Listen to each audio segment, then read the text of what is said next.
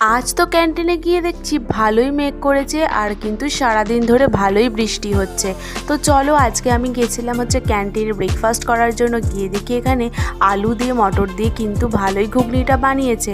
তো আমি প্রথমে আমার ব্রেকফাস্টটা করে নিলাম। আর আজকে যাওয়ার ছিল হচ্ছে আমার বাড়ি, তো সেই জন্য ট্রেনে দেখো উঠে পড়েছি আমি আর বোন, আর নিয়েছি কিন্তু একটা ঝালমুড়ি। আর ট্রেনে উঠলেই ঝালমুড়িটা আমাকে খেতেই হবে। যাই হোক, তারপর তো স্টেশনে নেমে গেছে, স্টেশন চত্বর একদমই ফাঁকা ছিল।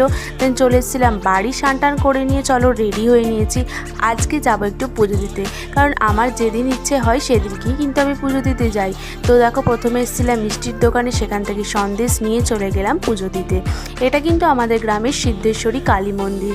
মাঝে মাঝে আমার মনে হয় যে একটু পুজো দিয়ে আসি, তো তখন কিন্তু আমি বাড়ি এসে পুজো দিয়ে নিই। তো তারপর তো পুজো দেওয়া শেষ হলে চলে এলাম বাড়ি। সেখানে মা করেছিল হচ্ছে যে মটর দিয়ে আলু দিয়ে একটা তরকারি, সেটাই খেয়ে নিয়েছিলাম।